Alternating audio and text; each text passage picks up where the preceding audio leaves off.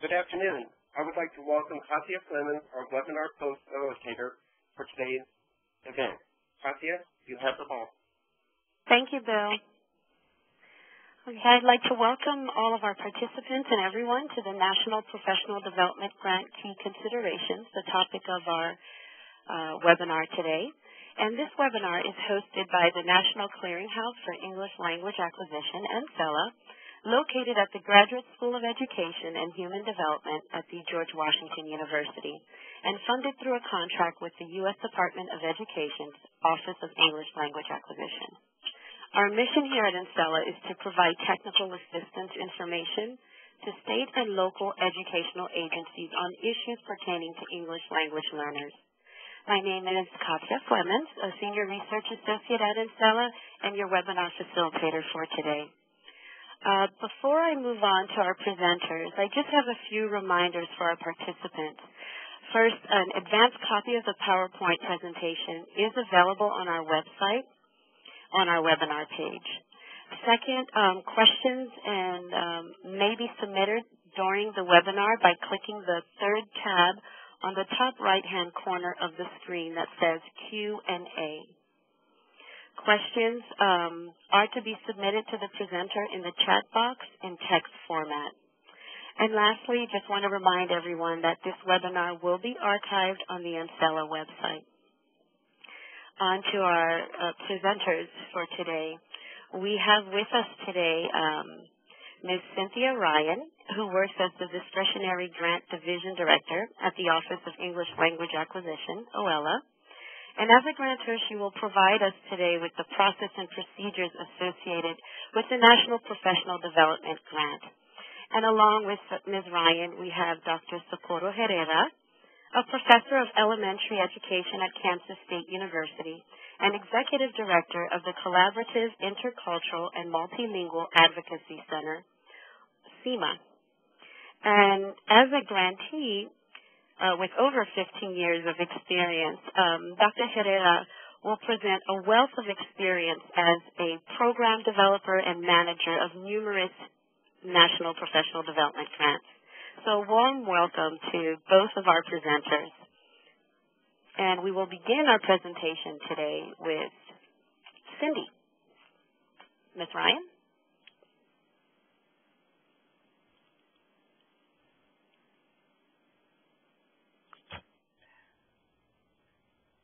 Those of you who are familiar with the National Professional Development Program know that it provides a broad range of options in terms of the kind of participants that can be supported under the program, as well as professional development approaches that can be used, including, for example, degree-oriented training for pre-service teachers, certification-oriented training coursework for in-service teachers, and career ladder programs for paraprofessionals who are working toward initial teaching credentials.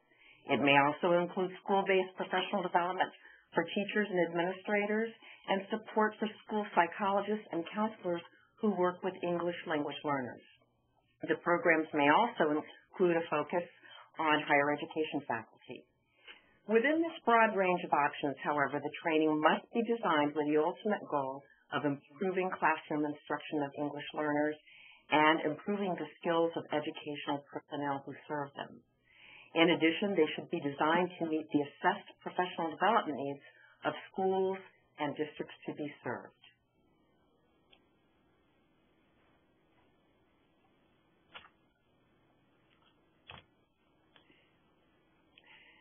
Under the current competition, that's the 2011 competition for the National Professional Development Program, we are anticipating approximately 53 awards to be made.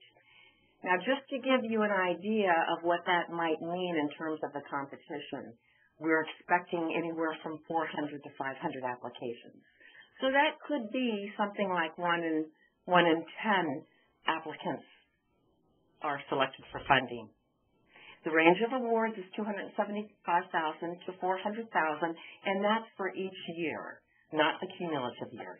The grants can be designed for up to 5 years. The closing date is May 2nd. And one of the questions that we have been receiving most frequently from applicants, and I think these are probably novice applicants, is Who is an eligible applicant? Can a local educational agency apply? Can a nonprofit organization apply?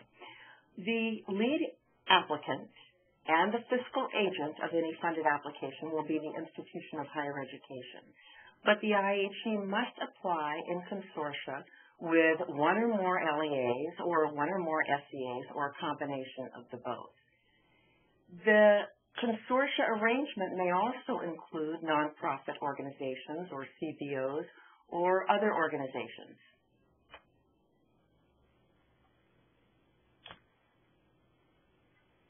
We've got two types of priorities announced under the current competition: competitive priorities, in which applicants are awarded additional points for how well they meet the criteria, and invitational priorities. Those are priorities that the department is interested in, but for which additional points will not be provided. In the case of the novice applicant, OELA will determine whether an applicant is novice based on our review of information contained in the application and the applicant's funding history under the program. The novice applicant is a cut and dry. Either you're a novice applicant or you're not.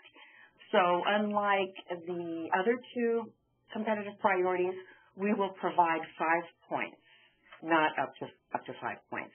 In the case of enabling database decision-making and STEM, those are two priorities from the Department of Education priorities for all discretionary grant programs, and those priorities will be reviewed by the reviewers that are going to review your response to the selection criteria.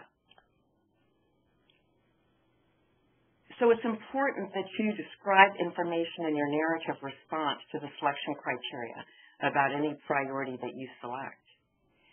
In the case of enabling database decision-making, we're asking you to focus activities that will support the collection and the analysis of data on participant outcomes in terms of improving instructional practices, policies, and K-12 student outcomes. I would like to say that while collection of student achievement data is not a requirement under this priority, it is certainly a possible activity. Under STEM, or science, technology, and engineering and math, here we're talking about science and technology, engineering and math as it relates to, and probably mostly about science and math, as it relates to preparing teachers of English learners. So some possible activities designed to support this priority would be, for example, the preparation of pre-service science and math teachers, in-service science and math teachers, and even professional development to support science and math higher education faculty.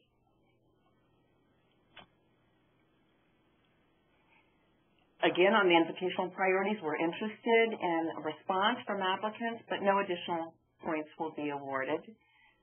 Improving achievement and high school graduation rates of ELs in rural areas, and the real focus on that is rural areas. The second invitational priority is, and this is one that we've had in the past. In fact, we had it under the 2007 application. It continues to be a priority for our office. That is improving the preparation of all teachers. And here we're really focused on improving the teacher education curricula and improving the skills of higher education faculty. So not simply just preparing content teachers in your grant for ESL certification or to improve their skills related to English language learners, but what kind of reform will take place at the institution of higher education?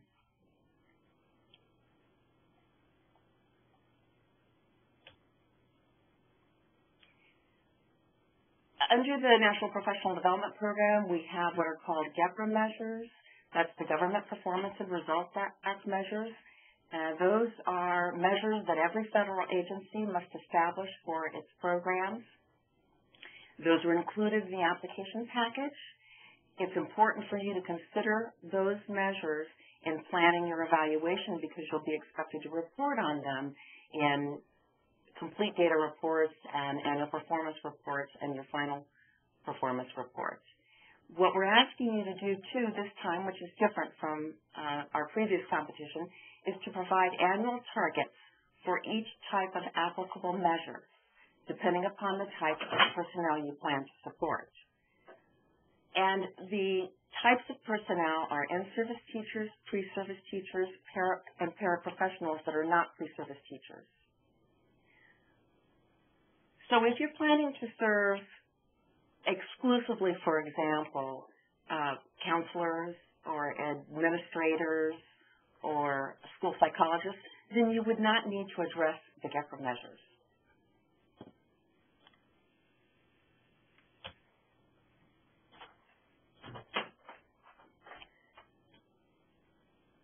I'd like to go through a few reminders with you. Some of these are based on questions that we've received so far. The National Professional Development will use an online application submission process through grants.gov. I believe that's what we used in the 2007 competition, and one of the things that we've been reminding people to do is to get into the grants.gov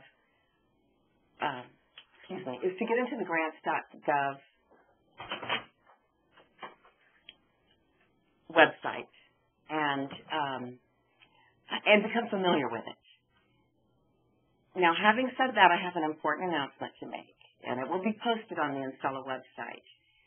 Those of you who have tried to get into grants.gov were unsuccessful because it's been such a long time that we have announced under grants.gov that it is not recognizing our CFDA. So what we're going to do is replace our documents, including a revised Federal Register notice, with a new CFDA number. And I'll tell you right now, that will be 365. Instead of 195, which we've always used in the past, it will be 365. As soon as we can get this information cleared and up on the website, we're going to post it immediately.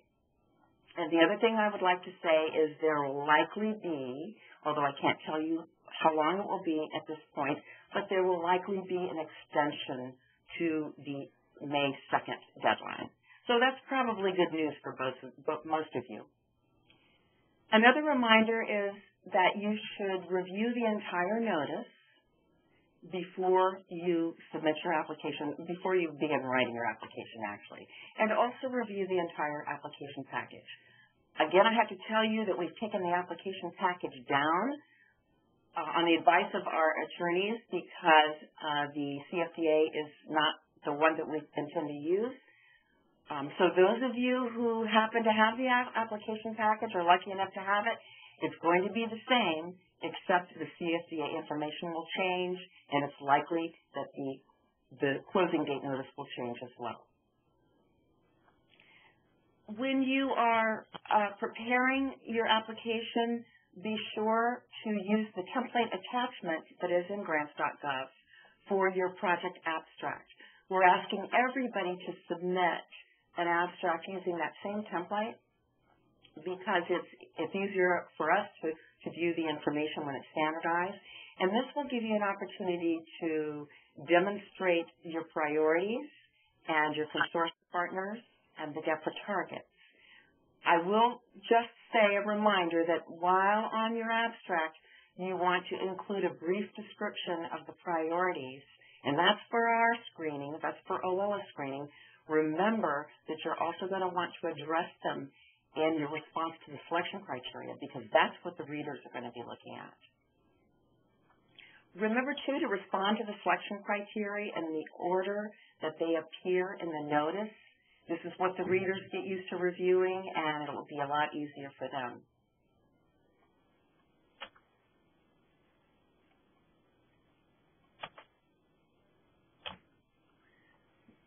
We have a page limitation requirement. That's 35 pages. Review that carefully in the notice. It'll be in the notice as well as in the application package.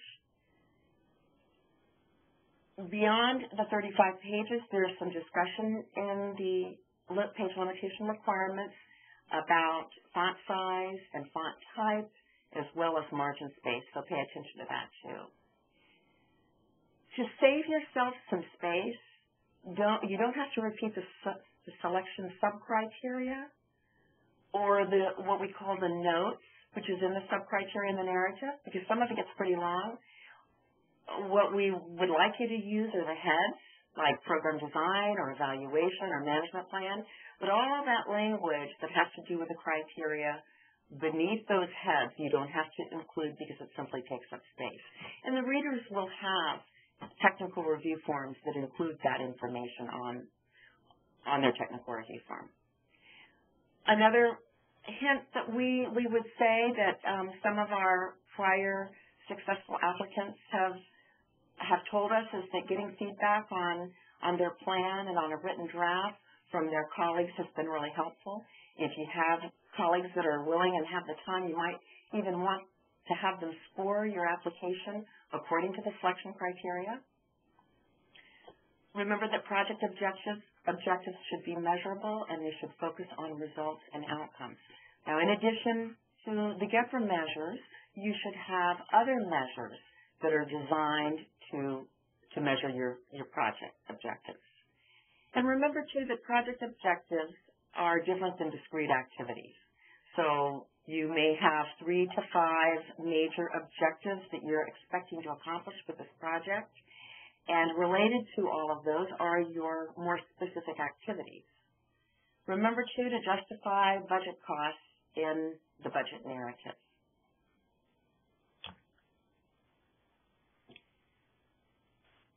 If you have any questions, and we especially are encouraging novice applicants to do this, please contact any one of the 3 individuals named on this list. Ana Garcia, who is our program manager, Sharon Coleman and Diana Schneider are program specialists.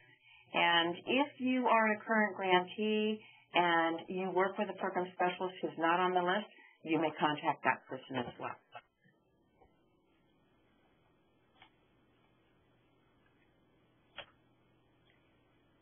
Again, I wanted to remind you that we're maintaining all program materials on the Insella website, and we're updating them just as I had indicated earlier regarding a revised notice with a possible extension and changes in the CFDA, which you all already know will now be 365.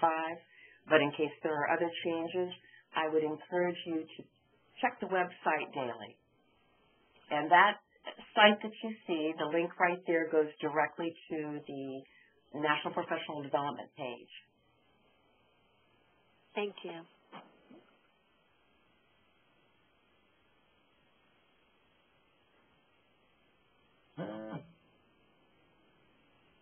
Okay. Thank you very much, Ms. Ryan. Thank you very much. And now we're going to move on to hear a grantee's experience, Dr. Herrera, who has had over 15 years of experience with National Professional Development Grant.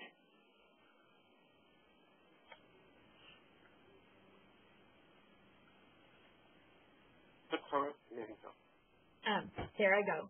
Okay. I'm excited to join the conversation and to share a little bit about our experience with the National Professional Development projects. Beginning with the idea that for many of us who have had projects before, what we do under this request is think about capacity building to sustainability. Since our projects are 5 years in length most of the time, we want to leave the districts, the schools, the pre-service educators that we work with the knowledge base that is sustainable once we leave and has implications for student achievement, which is the end goal. Some of the important considerations when we begin to think about planning for submitting a proposal is the decision of selecting our partner districts or the schools or the nonprofit organizations that we're going to be working with. Ultimately, they are the collaborators from whom we learn and with whom we get into this and move forward over the course of the 5 years. And the success of our projects is ultimately based on how well we work together and what type of relationships we form at multiple levels. That being said, selecting the partners is very important with the priorities that have been presented by Cindy. The priorities lead us to think about those goals and objectives and activities that we're going to have and how it is that they connect with the districts and the schools that we're selecting to work with. If we're working with districts that have most of their math and science teachers already with professional development or with endorsement, then the capacity for us to meet our ultimate goal and address the priorities may not be there. Also, the type of programming that we select to use to address those priorities and the needs of the schools are important, and we'll talk a little bit more about programming in the slides to come. Evaluation becomes something more than just counting the number of teachers that receive professional development or the number of teachers that we endorse. That's wonderful, and it's one of the indicators that we have been successful when we get teachers to endorsement or certification, or we have numbers to show for professional development. But that evaluation should ultimately lead to what are the implications for retention in high school, graduation, student achievement on state tests, and levels of implementation of knowledge gained by teachers. And we'll talk a little bit more about that. Ultimately, the personnel that we select to meet our goals, objectives, and activities must have the qualifications. There's personnel that we consider faculty who are delivering the coursework in our schools or within our districts. There's also personnel that faculty that we might bring in to do professional development. But ultimately, we need to be thinking about the coordinator of the project that we're planning to write and the capacities that that individual has for forming relationships within the district, the knowledge base that they have to carry out the activities and to deliver some of the professional development that we are planning on delivering.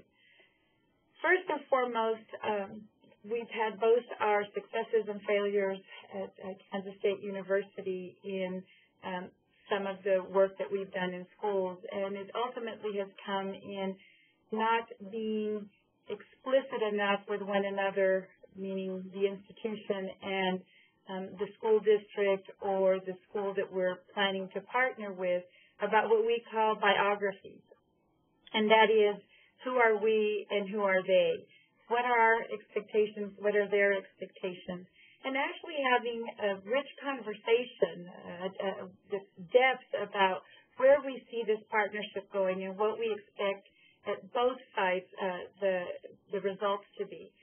Oftentimes, if we don't take time to learn about that, we may have the most beautiful design that we could possibly have, get funded, and then 2 months into the funding period, find out that the school district has long had plans for starting 3 new initiatives, and the teachers are overwhelmed and taking graduate level coursework or being involved in long-term professional development doesn't fit into what they see as possible, and so we're not as successful.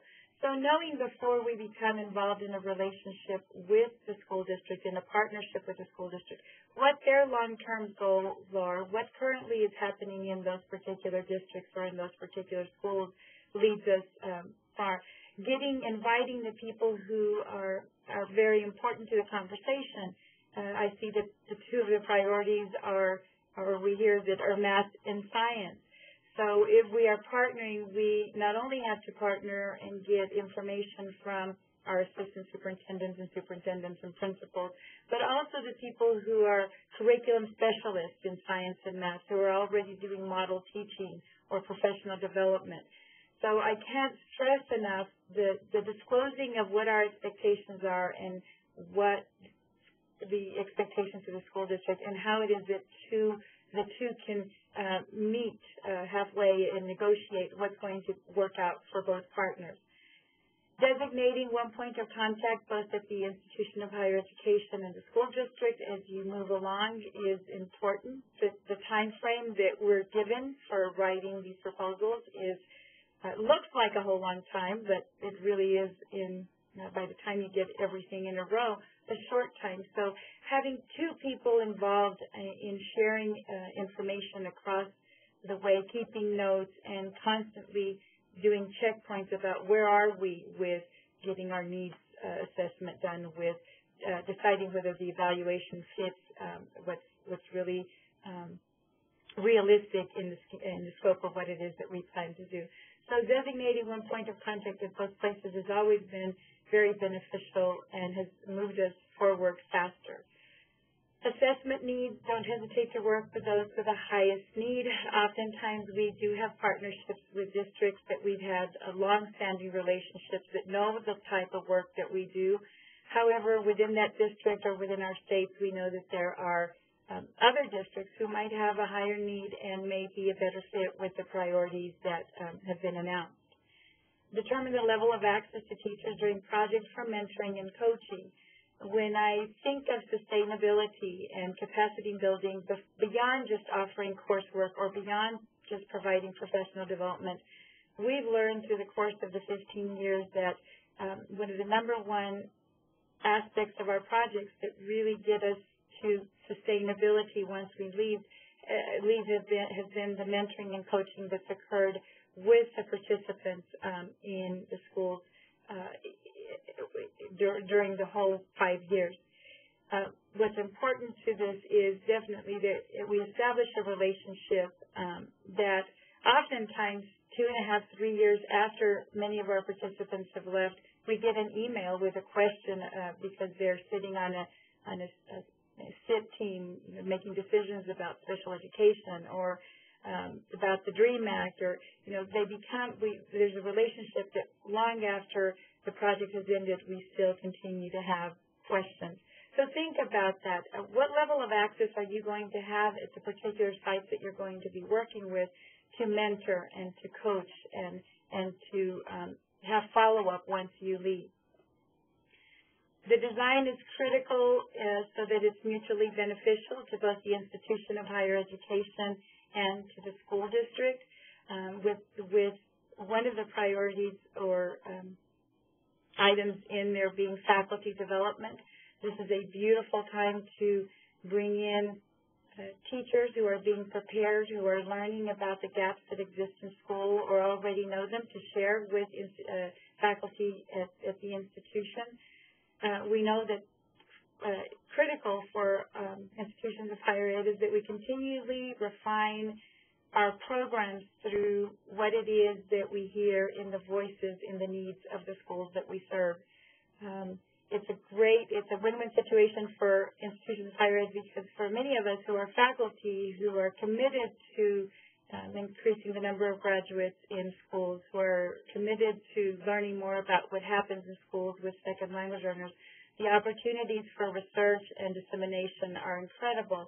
Once a relationship has been built with that partner school or that partner district, and we are provided access because there's a trust level in that relationship that the information is going to have an impact not only within the school district and the state, but also in the country. And then ultimately, for many of our administrators, we have to think in terms of increased enrollment at our institutions when we're offering courses.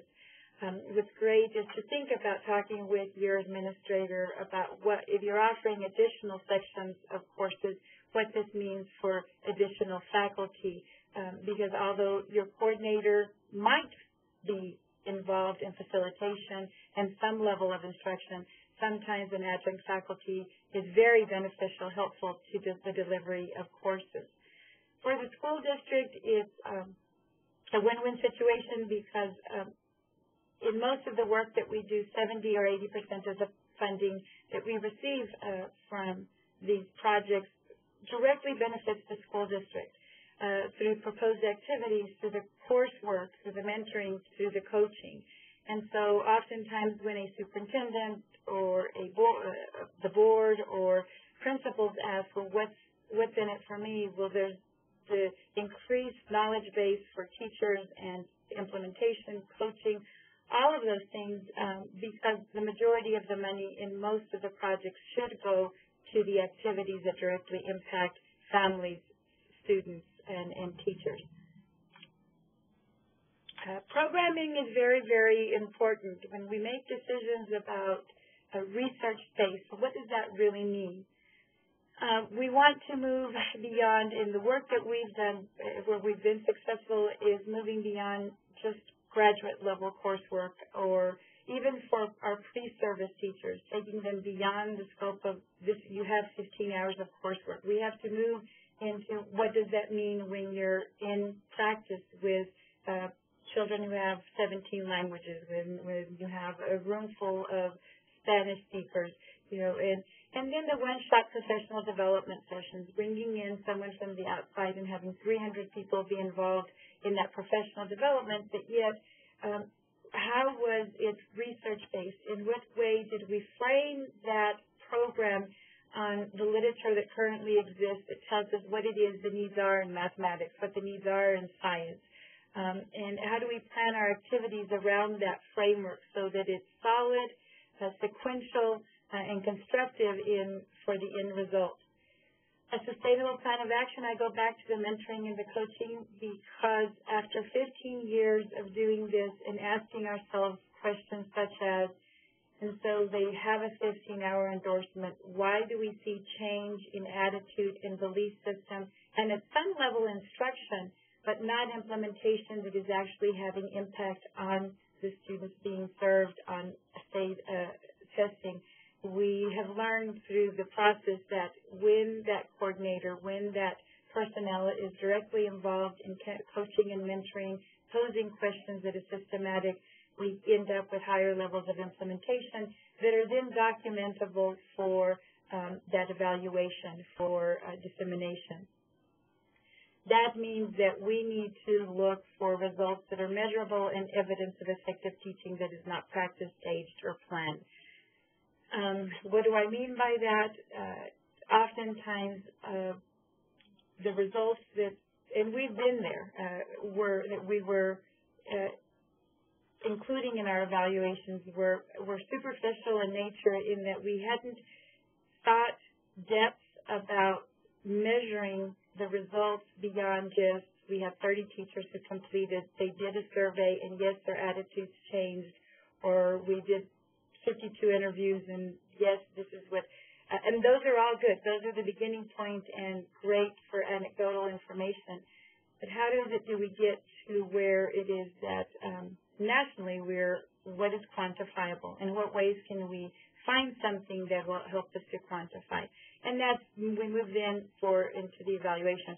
Well, first, we have to be realistic. You're hearing me say things that are quantifiable, and you're probably thinking, wow, well, that's going to take more than the amount of money that they've included for this, if 80% of that goes into activities for teachers. Well, we have to be realistic and think that out as to finding those instruments that are valid and reliable for measuring teacher growth. And although we know from the literature that there's only about 15% that we could realistically say are valid and reliable, there are some wonderful measures out there. There's CREED, there's the PSYOP observation protocol, there's Flanders, there's Escribe, and we may, if Cindy's all right, send a list of those that we've seen that have proven to some degree effective with us. So select something that is valid and reliable for you to measure student growth, and yet is also realistic given the personnel that you have. From the onset, if we are going to have an evaluation that really informs the Office of English Language Acquisition, our funding agency, we need to be thinking, when we hold the conversations with our superintendents, our principals, our boards, that what will we include in our IRB so that we can have access and have approval from the institution. And talk that through with the people that you are partnering with, because oftentimes if you don't think about this up front and then you start talking about going in to do observations, not evaluations, but just observations to assess the level of growth, and you haven't talked about access to classrooms, there is a disconnect oftentimes. Well, this wasn't part of the plan. What do you mean you're going to go into every teacher's classroom? and do observation? What do you mean you're going to coach? And of course, the highest level, one of the things we're wanting to explore is, has this had an impact? Has it made a difference on state testing? And so unless the conversation is held up front about will I have access to testing data, whether it's language acquisition or academic achievement, oftentimes it may be in the evaluation plan, but when you go actually try to get into the school district, the access is not there. So choose and talk with your partners based on when I write my evaluation, when I plan for it to be realistic, when I plan for it to actually document results that are quantifiable. What will I need to include in my IRB? What does my institution need? How will I get access to classrooms, and how will I get access to student data? And have those real just open conversations about to make decisions about what is going to be realistic, manageable during the course. And then ultimately, as important as your personnel to carry out all those things that I've just been rambling about, your external evaluator is so important to keep you focused, to keep you moving forward, to pose questions, to redirect you. And so it's always important to choose an external evaluator that is familiar with not only the scope of your project, but also what it is that the GEPRA requirements, what it is that the National Professional Development Program requires as far as reporting. Someone who's going to stand beside you and not be so busy that when you pick up the phone to ask questions, they're not readily available. I'm hoping that what I shared will be useful for many of you. This is an exciting time and an exciting type of project to write for and be involved in. Thank you. Thank you. And we have now reached the question and answer segment of our webinar. And we will try to get to as many questions as possible. If not, we will definitely submit the questions to our presenters for further responses later after the webinar. And we do have many questions, so I will go ahead and begin with one a participant who was very considered about partnership. And this can be directed to either Socorro or Cindy, but we wanted to find out how is partnership with an SCA different from one with an LEA or multiple LEAs? Well, I can answer that question, sort of. I think that with an LEA, the one thing to remember is that you're going to be focusing on the needs of a school district or schools in a district anyway. So it really makes sense to partner with an LEA even if you also plan to partner with a state educational agency. Okay.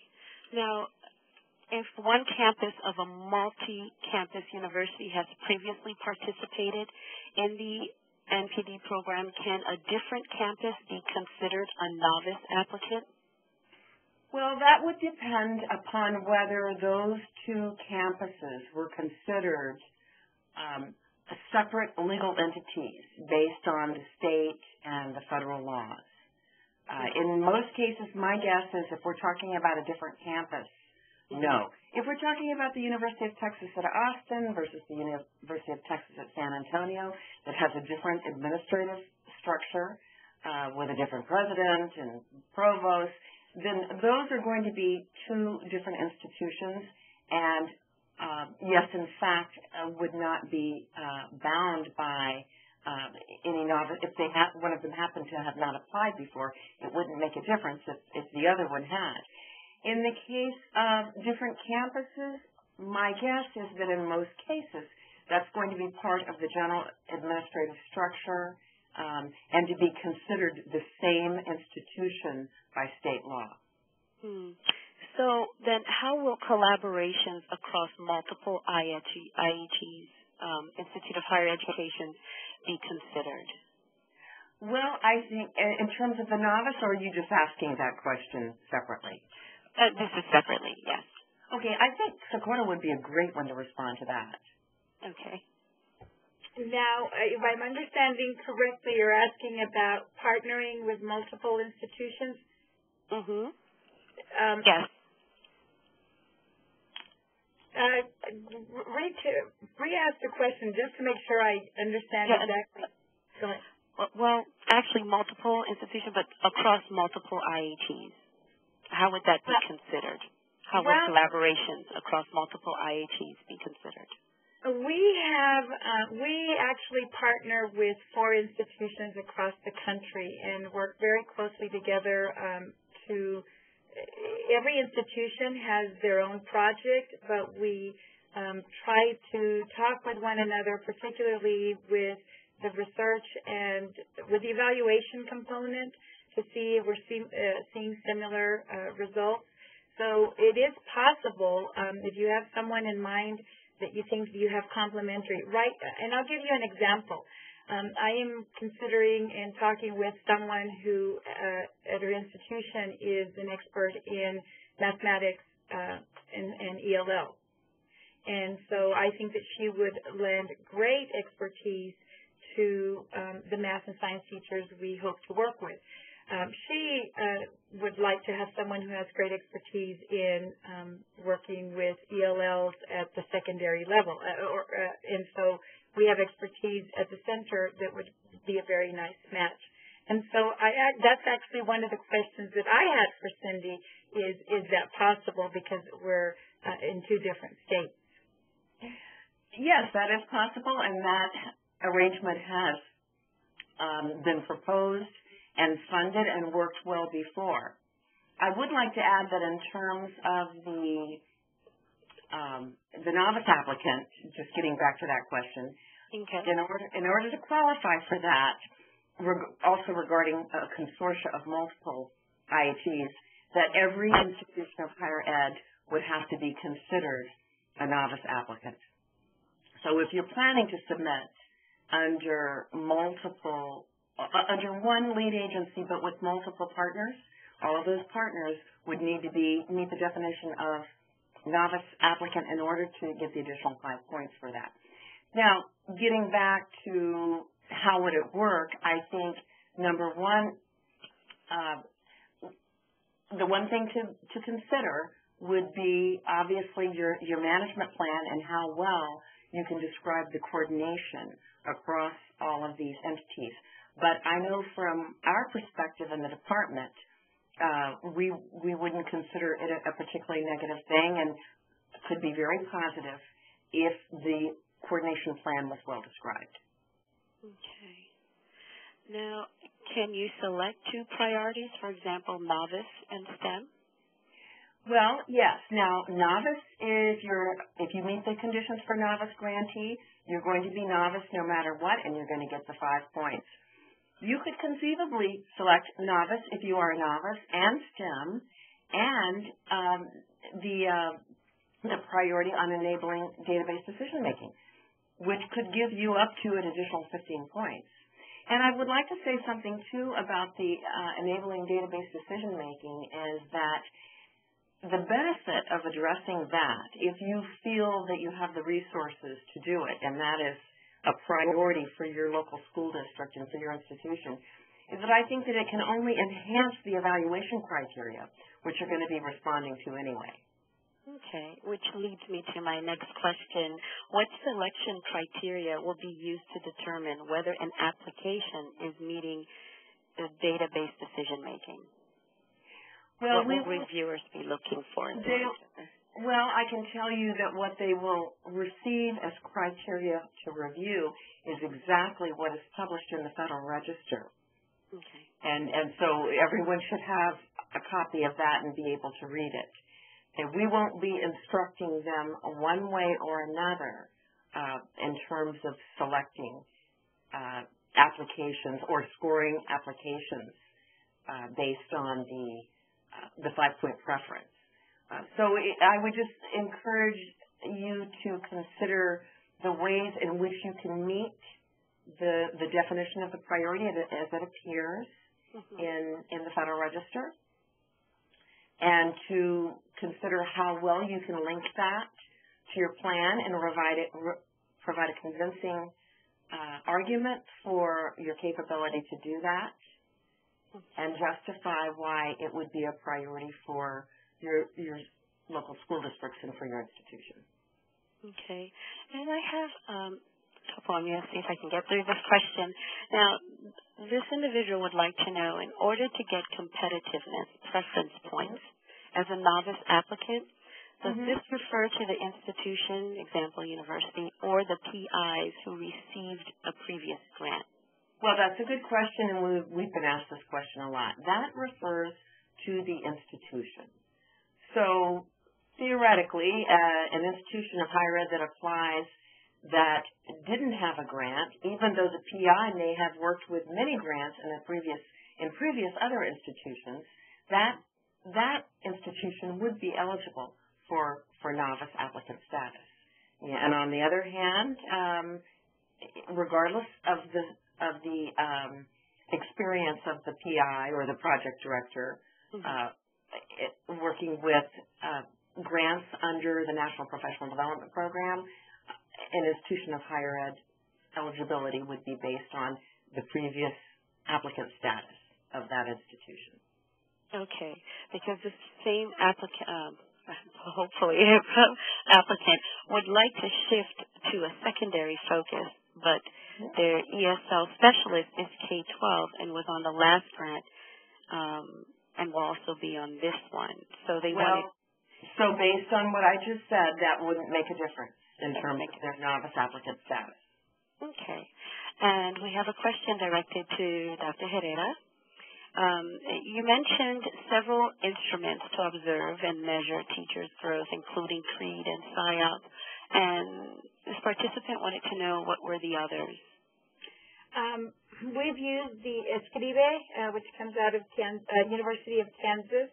And I'll be glad to send you this information and to share out, with everyone. The Escribe targets more student engagement and academic talk.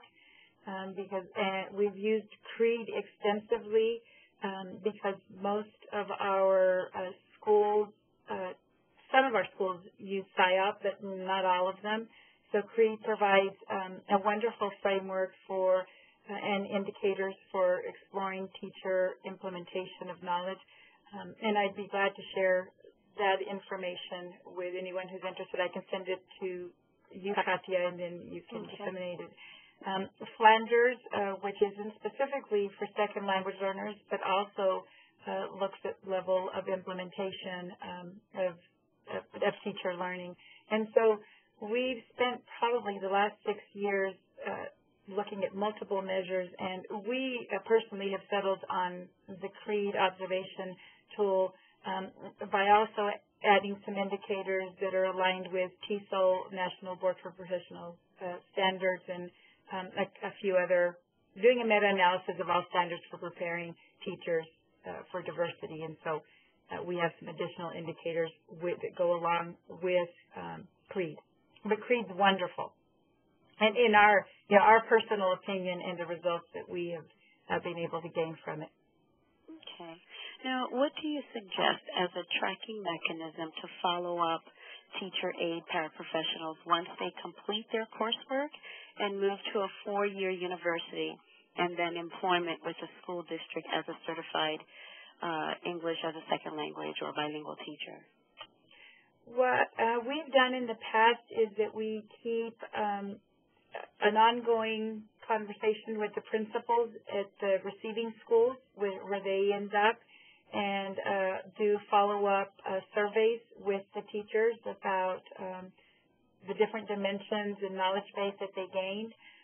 A wonderful indicator is that many end up being the ESL directors in low-incidence schools once they get there and are doing a wonderful job. But our main follow-up involves either follow-up surveys, just random interviews, and then talking with administrators about their evaluation of the teacher with their permission and how they see their effectiveness and their level of community involvement once they leave the program. Okay. And I think this particular question that I have here could be either one or Cindy. Are there any budget restrictions? This participant believes on the last round there had to be a part of the budget for training stipends and other parts for the evaluation component. So any specific restrictions or priorities for this round of NPD grant? Well, there is no requirement that an applicant or a grantee propose to use funds for either evaluation or what was the other, Katya, category that you mentioned? Evaluation or component, yes. Teacher stipends. Yeah. In fact, most applicants do, and most grantees do. The real only hard and fast rule that we have regarding the budget is that it can't be used for construction. But the typical categories, in fact, are student support and stipends, payment for coursework, release time for faculty, time to administer the program. And yes, grantees often have an external evaluator. One is not required, but we do recommend that you work with someone outside your own internal evaluation team. And the other thing I would like to say, as long as we're talking about it in terms of evaluation, is that we would expect that an applicant that is proposing to work with enabling database decision-making and maybe looking at student achievement data and this being part of its evaluation, including tracking former students, this is going to cost more. This is going to cost more than what are not required but are typical costs for evaluation.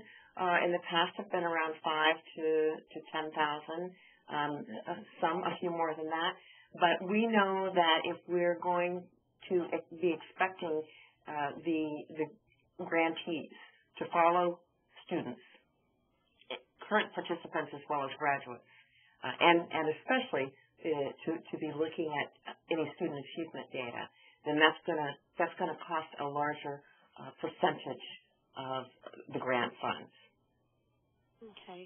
Now, the needs assessment is not one of the selection criteria items. One of the participants would like to know, do we have to include a needs assessment section as an introduction? No, you do not. If you would like to include information about the need, then you could include it as part of your abstract. But there is a section on program design, and some of those sub-criteria do relate to the needs of the districts that will be served. So that would be a place to include it. Okay. And going back to instruments in a way, what about instruments from mathematics or science teaching? In other words, are the measures related to ESL strategies, or might they be content focused?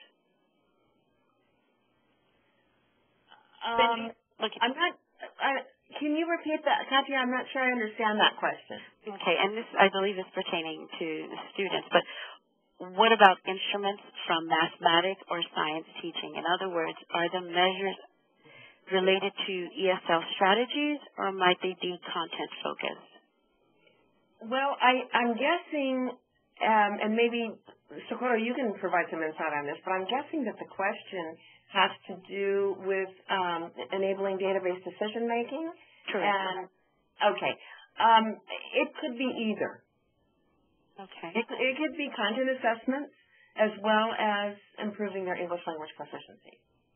Okay. And a simple question, because I see we're winding down on time, so I'll see how many I can squeeze in. But what is privacy requirement? Okay, I think that's probably in reference to the enabling database decision-making priority. And it was published in the Federal Register, and there is a definition and explanation of that in the Federal Register. So take a look at that, and if you have any other questions, you can just contact me. Okay, and this is going back to Priority 1. We have a question on that regarding competitive preference Priority 1. What if one of the partners received an MPD grant in 2007? Should all partners be novice applicants for MPD grant in order to meet competitive preference Priority 1? Yes, and of course that's going to be all IHE partners, because IHEs are the only eligible primary applicants. So yes, if we have an application that is being submitted by an institution that has never applied before, but part of that application is to partner with an institution of higher ed that has applied and received a grant before, then the application itself would not receive novice status. So if you're a new applicant and you haven't been funded since 2002 ever under the National Professional Development Program, you might, in order to qualify for this, you might really consider pairing up with an IHE that hasn't had a grant before. Okay. And last question. Are prior funded grants stored at OELA for review? Well, yes, we maintain copies of grants in OELA. We have hard copies and we also have PDF files. If the question is about getting a copy of an application, what we will probably be doing soon is to post a couple of NPD applications up on what we call the FOIA, Freedom of Information Act reading room. Okay. But we can't provide a copy of an application real fast unless we posted it on that FOIA reading room, because it has to go, we have to clear it to make sure there's no proprietary information in the application. So a request for an application, a specific application, has to go through the Freedom of Information Act. Okay. And I know we're really running out of time, but there's one more question that is dripping here. Someone would like for you, Cindy, to go over the GRIPA measures one more time. Okay, the GEPRA measures? Yes, the GRIPA measures. Okay, and since we're running out of time, I just, if you look in the application package, you will, once you're able to look at the application package, you will see that we're giving specific instructions for reporting targets. And the measures are to be related to pre-service teachers, in-service teachers, and paraprofessionals who are not in-service teachers. That's going to be paraprofessionals that are working toward 2-year certification. And we're asking for targets, and I won't go into detail about this now because I'd like for you to look in the application package so you can see. But we're asking for targets for each of the 5 years that you're proposing. How many in each year are you expected to complete? How many are serving? How many are completing the program?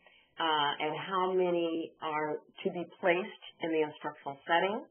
And in the case of in-service teachers, each year, how many in-service teachers are you serving, placing, and how many of those are serving English learners? Oh, thank you. Thank you very much. And this does conclude our question and answer segment of the webinar. And I'd like to thank you, Cindy and Socorro, very much for presenting this today. And thank all of our participants for participating in today's webinar on the National Professional Development Grant Key Considerations, presented by Ms. Cynthia Ryan and Dr. Socorro Herrera, hosted by the National Clearinghouse for English Language Acquisition, NCELA, and located at the Graduate School of Education and Human Development at the George Washington University. For more information or if you have additional questions, contact Ms. Cynthia Ryan at cynthia.ryan@ed.gov or Socorro Herrera at soco@k wednar.ws-state.edu. And if you have additional questions regarding the webinar itself, please contact Katia Flemons at kflemons@gwu.edu. And this is a reminder that this webinar will be archived on NCELA's website. And to view archived webinar, please visit http://www.ncela.gwu.edu/webinars, WEBINARS/. And you will also find a copy of the PowerPoints on there as well. Thank you.